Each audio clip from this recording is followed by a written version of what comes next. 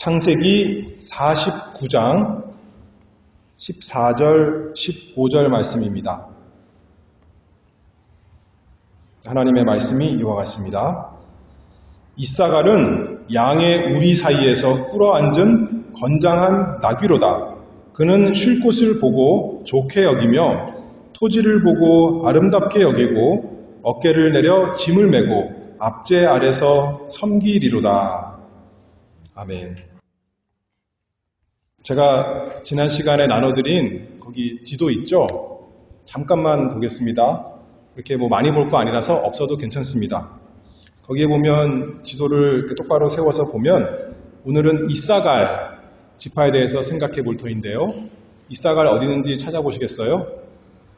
거기 갈릴리 호수 서쪽에 왼편에 있죠. 지난번에는 수불론 했는데 수불론 밑에 옆에 이사갈이 있습니다. 거기 있는 거 잘 보시고 다시 이제 하나님 말씀 좀 생각해 보겠습니다.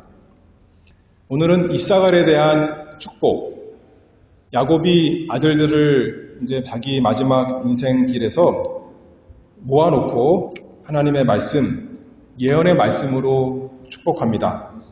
오늘은 이사갈인데 이사갈은 거기 도포에 보면 누구의 아들이라 이렇게 나와 있어요?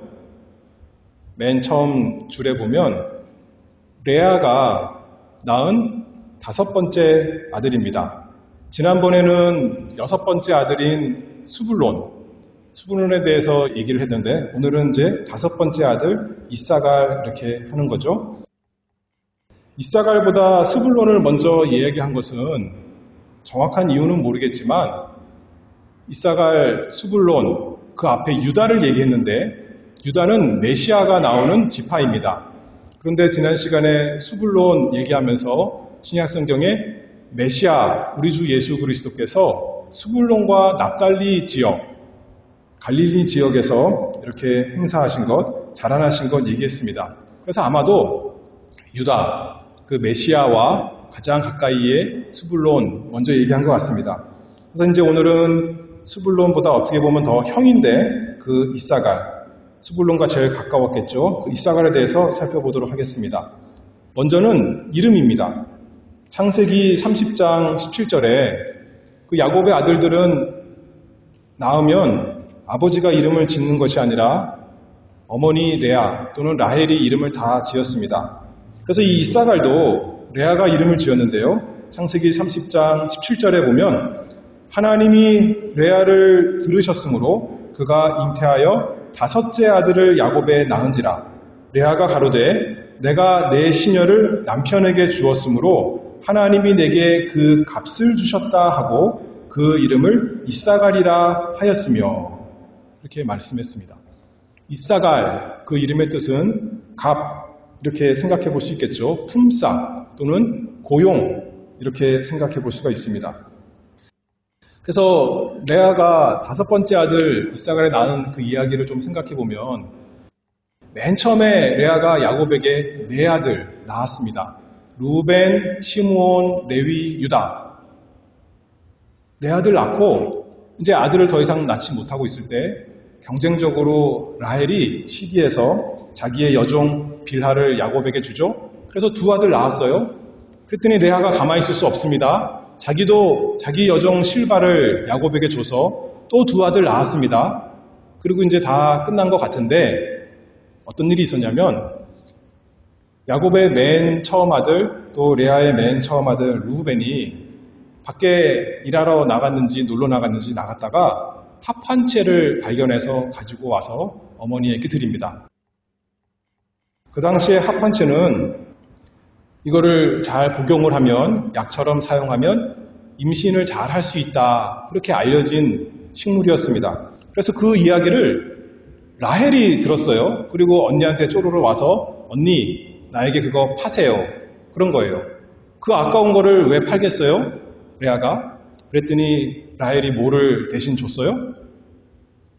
언니가 나에게 이거 주면 오늘 밤 우리 남편 야곱이 언니하고 함께 잘 거예요. 그래서 레아가 값을 주고 남편과 잠자리를 얻었습니다. 그래서 합한 채는 라헬이 얻었는데 그날 밤에 하나님께서 레아에게 은혜 주셔서 레아가 임신한 거예요. 그렇죠? 합한 채 없이도. 지금까지는 더 이상 아이를 못 낳는 줄 알았는데 여태까지 네 아들 낳았잖아요. 그리고 자기가 못 낳는 줄 알고 자기 여종 실바를 야곱에게 준 거였는데 하나님께서 불쌍히 여기셔서 합한 채 없이도 임신을 했는데 그 아들이 바로 이사갈입니다. 그리고 이제 말하는 거죠. 하나님이 내게 그 값을 주셨다 하고 그 이름을 이사갈이라 하였으며.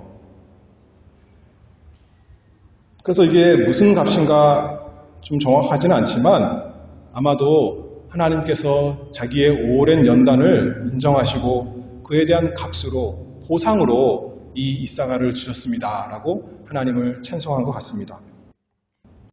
레아는 아들을 낳을 때마다 하나님께서 그에게 은혜 베푸신 것을 알았습니다.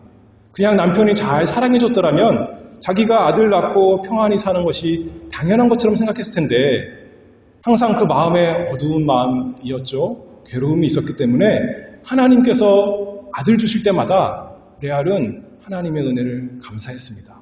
하나님, 나에게 이렇게 주셔서 감사합니다. 야곱이 라헬을 사랑했고 야곱은 그래서 라헬이 낳은 요셉을 제일 사랑했잖아요. 그런데 야곱의 임종에서 이제 축복을 할 때 어떻게 보면 요셉을 제일 먼저 제일 많은 복 주면서 시작할 것 같지만 하나님께서 섭리 가운데 자신에게 주신 아들들, 특별히 레아를 통해 낳게 하신 이 아들들, 6 아들을 야곱이 먼저 축복하면서 먼저 세상을 떠난 레아의 수고, 그 값을 생각했을 것 같습니다. 그리고 이제 이렇게 이사갈 축복하는 거죠. 그 축복의 내용 잠깐 살펴보면 14절입니다. 이사갈은 양의 우리 사이에 꿇어 앉은 건장한 나귀로다. 이사갈을 건장한 나귀로 비유했습니다. 나귀는 좋은 짐승이에요? 좀 나쁜 짐승이에요? 우화에 보면 어리석고 고집이 센 것이 나귀예요. 참 못된 게 나귀인데 생긴 것도 별로고 엉덩이에 뿔난 것이 나귀죠. 그런데 미국 사람들 가운데서는 민주당은 나귀를 좋아하겠죠. 자기들 로고가 나귀니까. 그런데 성경에서는 나귀는 그렇게 나쁜 짐승이 아닙니다. 그래서 이사갈을 나귀다라고 말한 것은 결코 비하하는, 저주하는 말이 아닙니다. 가나안 지방의 옛날에는 나귀는 아주 소중한 동물 가운데 하나였습니다. 옛날에는 자동차가 없었고 트럭도 없었고 기차도 없었고 짐을 나르기가 참 어려운 시대에 나귀야말로 참 운송수단 중요한 것이었죠. 그래서 사무엘하 16장에 보면 이제 압살롬이 반란해서 다윗이 멀리 피난 가는데 무비보셋의 사환 시바가 나귀에 잔뜩 먹을 것을 가지고 다윗을 마중하러 옵니다. 그렇게 나귀는 참 소중한 짐승입니다. 그래서 나귀를 많이 소유한 것은 부자의 상징입니다. 욥기 1장 3절에 보면 욥이 부자잖아요. 유명한 부자인데 그 소유물은 양이 7,000이요 약대가 3,000이요 소가 500결이요 암나귀가 500이며 종도 많이 있었으니 이 사람은 동방 사람 중에 가장 큰 자라. 나귀, 부의 상징이다 알 수가 있는 거죠. 그래서 나귀는 또한 운송수단이고 또 부의 상징일 뿐만 아니라 존귀한 자가 타는 동물이었습니다. 사사기 5장 10절에 보면 이렇게 말씀합니다. 내 마음이 이스라엘의 방백을 사모함은 그들이 백성 중에서 즐거이 헌신하였습니다. 여호와를 찬송하라. 흰 나귀를 탄 자들, 귀한 화문석에 앉은 자들, 길에 행하는 자들아 선파할지어다. 그 이스라엘의 존귀한 자들, 높은 방백들이 나귀를 탔다는 거예요. 일반 평민들은 잘 못하는 그 나귀인 것입니다. 그래서 전쟁에서 보면 우리 생각에는 말을 타고 갈 건데 옛날에는 말이 귀했는지 아니면 이스라엘 나라 지형에 말이 적합하지 않았는지 말보다 나귀 또는 노새를 탑니다. 압살롬이 아버지 다윗하고 싸우면서 노새를 타고 가다가 그 머리가 걸려가지고 잡혀 죽는 거죠. 그리고 다윗도 열왕기상 1장 33절에 보면 이제 자기가 죽을 때가 되어서 솔로몬을 왕으로 세우는데 솔로몬을 노새에 태우다 그렇게 말하는 거예요. 말에 태워서 이렇게 행진하는 것이 아니라 노새 또는 나귀에 태워서 왕이 된 것을 보여주는 겁니다.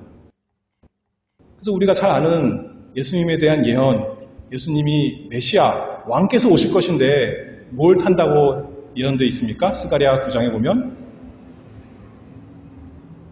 시온에 따라 크게 기뻐할지어다. 예루살렘에 따라 즐거이 부를지어다. 보라, 네 왕이 네게 임하나니 그는 공의로우며 구원을 베풀며 겸손하여서 나귀를 타나니 나귀의 작은 것 곧 나귀 새끼니라. 그래서 한편으로는 겸손의 표시다 우리가 나귀를 그렇게 생각하지만 여기서 특별히 작은 나귀, 그래서 나귀 새끼, 그래서 겸손한 거지만 또 다른 한편으로는 구약에 왕들이 다윗과 솔로몬이 나귀를 타고 왕이 된 거예요. 그러니 이 얼마나 존귀한 자의 표시입니까? 그런데 오늘 여기 이사갈에 대해서 말할 때 양의 우리 사이에 꿇어앉은 건장한 나귀로다 이렇게 번역했습니다. 건장한 나귀. 나귀는 힘이 세서 짐을 많이 질 수 있는 거죠. 그리고 끈기가 있어서 끝까지 이렇게 지고 가는 것이 나귀입니다. 근데 여기 좀 어려운 것이 있는데 우리 성경에는 양의 우리 사이에 이렇게 되어 있어요. 양의 우리, 양 우리 사이에 앉아있는, 꿇어 앉아있는, 웅크리고 있는 나귀다.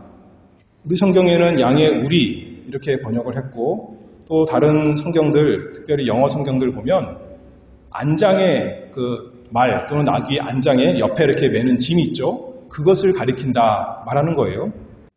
그렇잖아요. 나귀가 왜 우리 사이에 있겠어요? 양 우리 사이에. 근데 나귀가 가운데 있고 옆에 큰 짐이 있는 그 모습 이렇게 가리킨 것 같다라고 번역을 한 성경도 있습니다.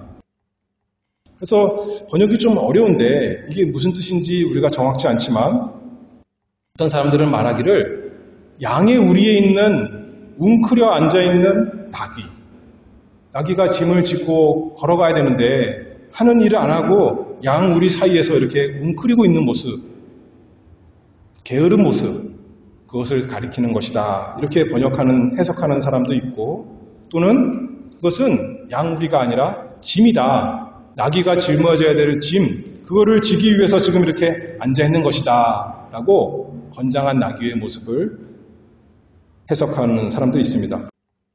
그래서 한편으로는 부정적인 말로 해석할 수도 있고 또 다른 한편으로는 긍정적인 말, 칭찬, 축복의 말로 생각할 수가 있습니다. 잠깐 여기까지 말하고 나귀에 대해서 그 다음에 이사갈의 역사에 대해서 조금 생각해 보면 성경에서 그럼 과연 이사갈 지파는 야곱이 이렇게 축복했는데 양의 우리 사이에서 꿇어 앉은 건장한 나귀다 이렇게 축복했는데 예언했는데 실제로 이스라엘 역사상에서 어떻게 나타났는가 성경에 좀 찾아보면 저번에 사사기 5장에 드보라와 바락의 노래 가나안인에 대해서 승리를 거두고 노래할 때 스불론 지파 칭찬했다 그랬죠. 어떤 지파들은 그 전쟁에 참여하지 않았다 그랬어요. 그런데 스불론 지파뿐만 아니라 이사갈도 거기에 참여했습니다. 사사기 5장 15절에 보면 이사갈의 방백들이 드보라와 함께하니 이사갈의 심사를 바락도 가졌도다. 그 발을 쫓아 골짜기로 달려 내려가니 루벤 시냇가에 큰 결심이 있었도다. 이스라엘과 함께 짐을 진 나귀처럼 그렇게 힘써 싸운 지파 이사갈인 것 우리가 생각해 볼 수 있겠죠. 그리고 사사기 계속 이어서 보면 사사 가운데서도 이사갈 사람이 있었습니다.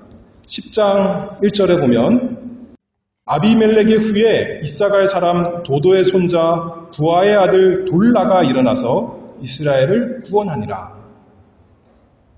원수들이 이스라엘 나라의 원수들이 쳐들어왔을 때 이사갈 사람 돌라가 일어나서 사사로서 이스라엘을 이끌어서 이렇게 구원을 하였다. 그 힘 있는 모습, 용맹한 모습 성경에서 나타나 있습니다. 그리고 이제 다윗의 때에 사사기 시대를 지나서 왕이 생기고 다윗이 왕이 되었는데 그때도 참 이사갈 지파 힘 있는 지파입니다. 역대상 7장 2절에 보면 돌라의 아들들은 아까 사사가 돌라였죠. 그 아들들은 우시와 르바야와 여리엘과 야메와 입삼과 스무엘이니 다 그 아비 돌라의 집 족장이라 대대로 용사더니 다윗 때에 이르러는 그 수요가 22,600명이었더라. 그 돌라, 이사갈 그 지파의 사사, 그 집은 대대로 용사다 그랬어요. 그리고 5절에 그 형제 이사갈의 모든 종족은 다 큰 용사라. 그 보게대로 계수하면 87,000인이었더라. 그래서 야곱이 예언한 대로 이사갈은 건장한 나귀, 양의 우리 사이에 꿇어앉은 건장한 나귀. 그래서 저는 긍정적인 의미로 이것을 해석하고 싶은 겁니다. 짐을 잔뜩 진 건장한 나귀로서 그 하나님께서 맡기신 일을 끈기 있게 끝까지 힘있게 잘 감당하는 그 건장한 나귀, 이사갈 지파를 생각해 볼 수가 있습니다. 그런데 아까 사사 시대 때 그랬고 다윗 시대 때 그랬고 그 다음에 솔로몬 시대를 지나서 나라가 갈리죠.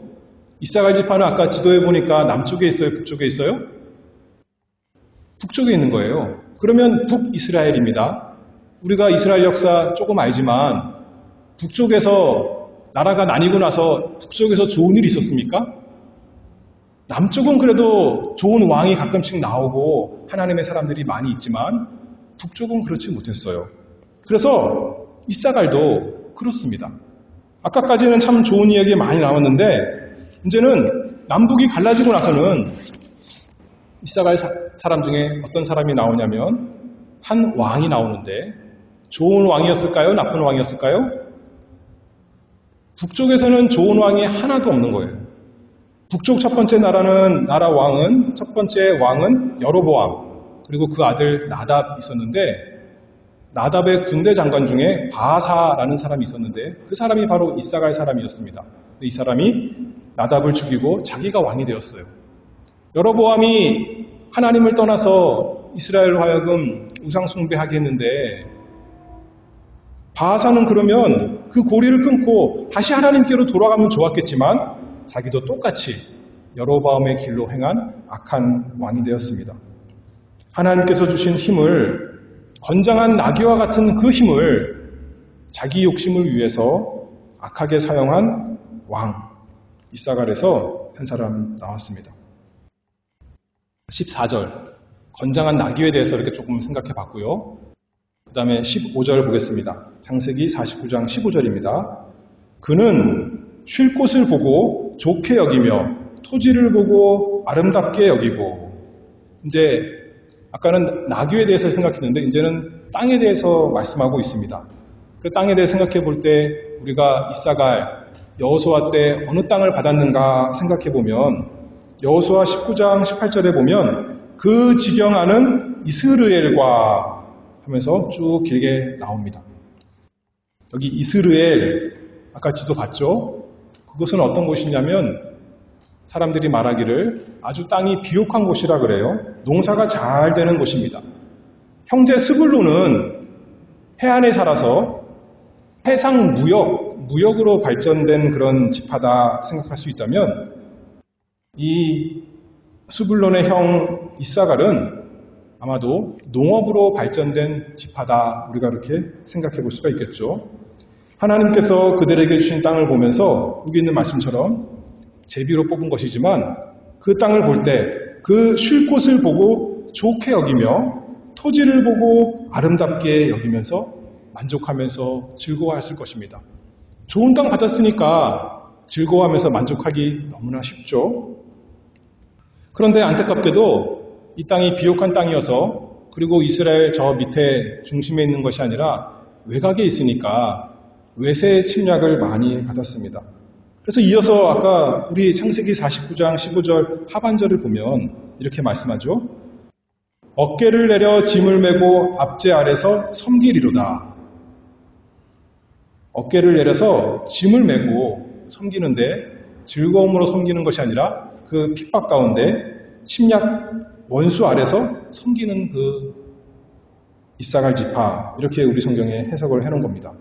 사람들이 말하기를 예전에는 그 선조들은 이사갈 지파, 용맹한 지파, 하나님을 믿음으로 담대하게 모든 원수들과 나가서 싸우는 지파였는데 힘을 가지고 이제는 하나님이 주신 좋은 땅을 가지고 여기가 좋구나, 여기가 풍족한 땅이니까 우리가 조금 다른 나라에 조공을 좀 바친다 하더라도 우리가 좀 불편하게 살아도 얼마든지 우리는 살 수 있는 참 풍요로운 땅이다 라고 그렇게 살았다는 겁니다.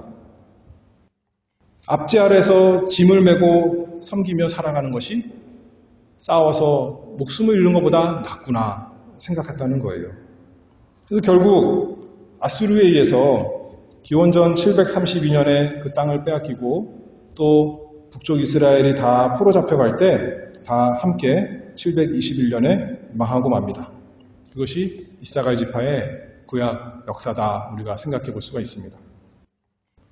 그러면 거기서 우리가 어떤 교훈을 얻을 수 있을까 좀 생각해 봐야겠죠. 먼저는 이사갈은 아까 건장한 낙이다 그랬습니다. 여러분들은 힘이 있는 사람들입니까? 힘이 있으세요? 성경에 보면 이사야 40장, 우리가 너무나 잘 아는 말씀인데 모든 육체는 풀이요 그 모든 아름다움은 들의 꽃 같으니 풀은 마르고 꽃은 시든다 그랬죠. 우리가 그렇게 인간이 연약하다 성경에서 말씀하고 있어요. 하나님께서도 우리가 어떤 체질로 되었는가, 우리가 흙으로 된 것 너무나 잘 아신다는 거죠. 육신적으로도만 힘이 없는 것이 아니라 무엇보다도 우리는 영적인 힘이 없습니다. 우리 스스로, 우리 본성으로는, 우리 죄악의 모습으로는 하나님을 기쁘시게 할 만한 일을 할 수 없는 무능한 자들입니다. 그렇죠? 근데 예수님께서 뭐라 그러셨어요? 요한복음 15장 5절에 보면 나를 떠나서는 너희가 아무것도 할 수 없다. 우리 스스로는 아무것도 할 수 없다는 거예요. 하나님을 기쁘시게 할 만한 열매를 맺을 수가 없는 사람들입니다. 근데 반대로 말하면 예수님께서 나를 떠나서는 그랬으니까 반대로 말하면 예수님 함께 있으면, 예수님 안에 있으면 모든 것을 할 수 있느니라 그렇게 바뀐다는 거죠. 그래서 사도 바울이 빌립보서 4장 13절에 보면 내게 능력 주시는 자 안에서 내가 모든 것을 할 수 있느니라. 우리 스스로는 힘이 없습니다. 우리 스스로는 건장하지 못합니다. 근데 하나님께서 우리에게 힘 주신다 그랬습니다. 우리 안에서 역사하신다 그랬습니다. 빌립보서 2장 13절에서도 너희 안에서 행하시는 이는 하나님이시니, 하나님께서 우리 안에서 그 하나님의 뜻을 위해서 행하신다 그랬어요. 힘 주신다 그랬어요. 그러니 우리가 건장한 나귀처럼 일할 수 있는 사람이 되는 거 아니겠습니까? 왜 근데 힘을 주실까요?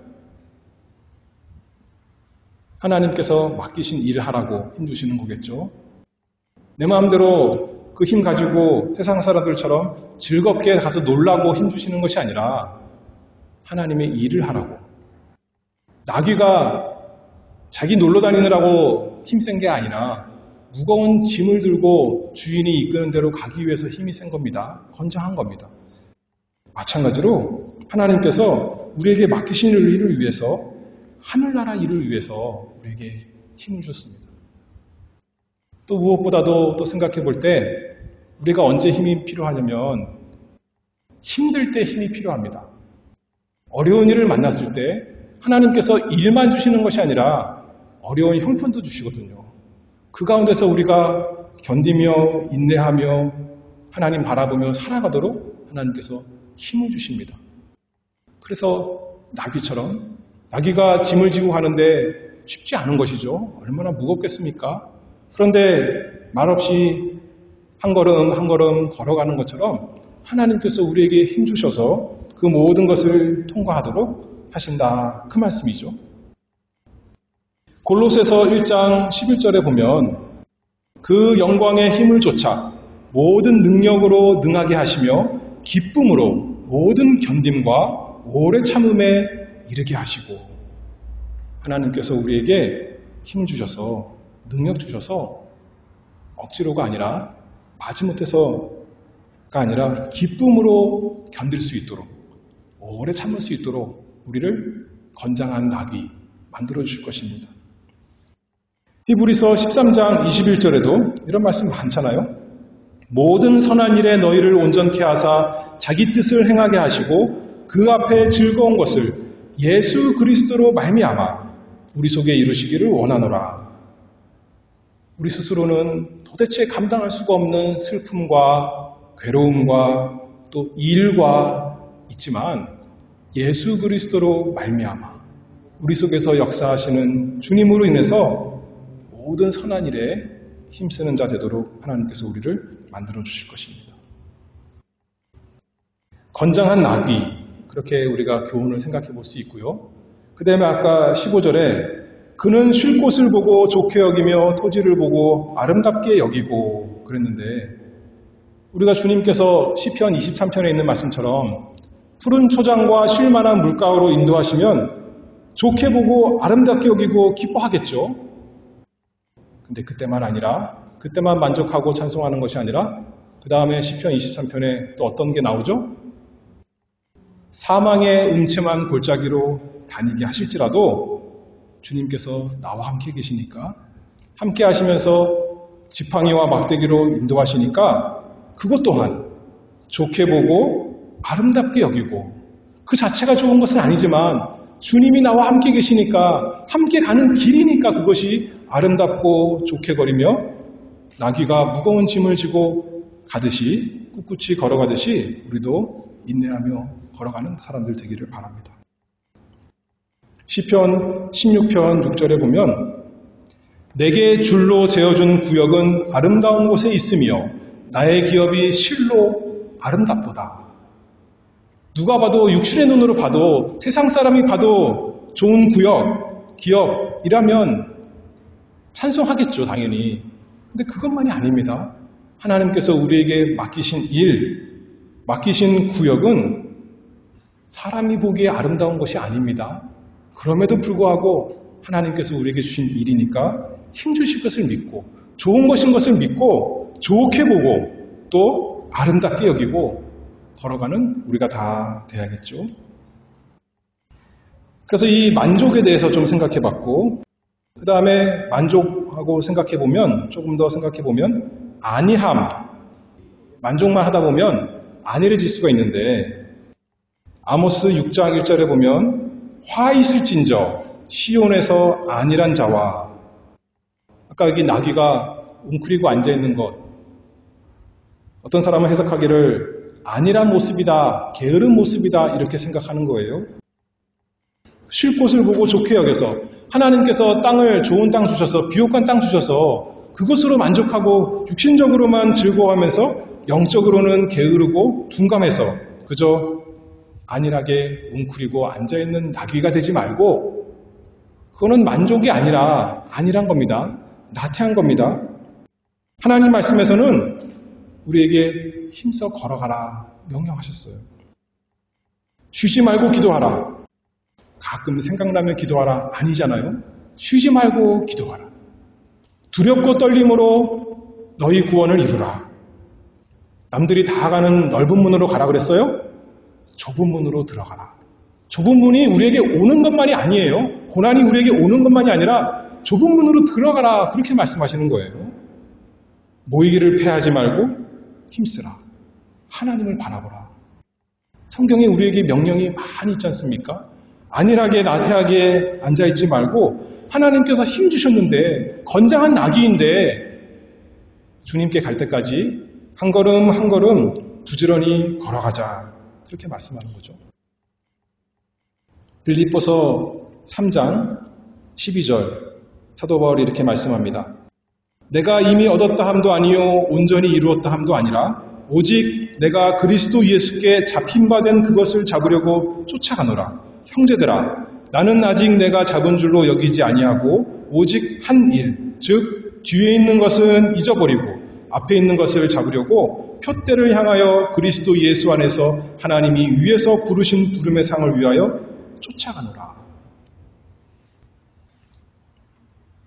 저희 아들이 학교 다닐 때, 고등학교 다닐 때 수영을 하는데, 저는 수영을 잘 못해요. 거의 못하는데, 내가 수영을 배우는데 수구를 배우니까 그냥 앞으로 가는 게 아니라 물에 떠 있는 걸 하더라고요. 그 제자리에서.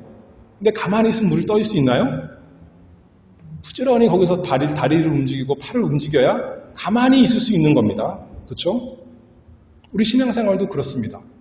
우리 속에 있는 죄와 우리 밖에 있는 죄악들이 우리를 자꾸 끌어내려서 저기 깊은 수렁에 빠지게 하려고 하는 거예요. 우리는 부지런히 손을 젓고 다리를 져야 되는 겁니다. 앞에 있는 푯대를 향하여 부지런히 날마다 정진하는 우리가 다 되기를 바랍니다. 부르신 부름의 상을 위하여 쫓아가노라. 근데 그러면 하나님이 상 주신다 그랬습니다. 우리는 마땅히 해야 될 일인데 하나님이 상 안 주셔도 우리는 할 말이 없는데 하나님께서 상 주신다고 당근, 그 말이 좋아하는 게 당근이라 그러잖아요. 채찍만이 아니라 당근을 앞에 주시면서 자꾸 달려오라 그렇게 말씀하시는 거예요. 이사갈이 아까 무슨 뜻이라 그랬어요? 맨 처음에? 갑, 품삯 또 그런 뜻이라 그랬습니다. 단순히 우리가 이 세상에서 열심히 살아가는 것은 세상적인 품삯을 위해서 세상적인 안락과 즐거움을 위해서 거기에 종이 되어서 살아가는 노예가 될 것이 아니라 아브라함에게 하나님께서 말씀하신 것처럼 하나님이 무엇이 아브라함에게 상급이다 그러셨어요? 하나님이 여호와 하나님 내가 너에게 지극히 큰 상급이다 그렇게 말씀하셨습니다. 그러니 우리가 이 세상에서 부지런히 살아가는 겁니다. 이 세상에서부터 누리는 거예요.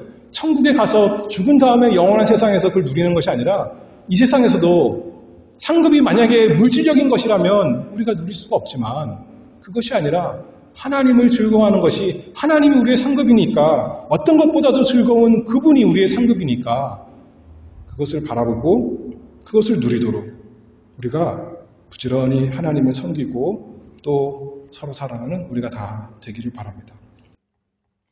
주님을 섬기는 것이 무거운 짐이 아니라 우리에게 사랑과 기쁨이 되는 큰 복이 있는 우리 모두가 되기를 바랍니다. 기도하겠습니다. 생명의 근원 되시는 하나님 아버지, 저희에게 살아갈 생명만 주신 것이 아니라 힘을 주신 것 감사합니다. 사람 생각하기에는 힘이 날 수가 없고 좌절할 수밖에 없는 상황도 올 때가 있지만 그것만 주신 것이 아니라 하나님께서 기쁨의 근원 되시고 우리의 힘의 원천 되시니 참 감사합니다. 날마다 하나님께서 주신 힘을 가지고 우리 주님이 주시는 그 생명을 가지고 주님께서 맡기신 우리의 삶을 주님께서 주신 또 그 선한 일을 위해서 힘써 걸어가는 저희가 되도록 복 주시기를 바라오며 예수 그리스도의 이름으로 기도하옵나이다. 아멘.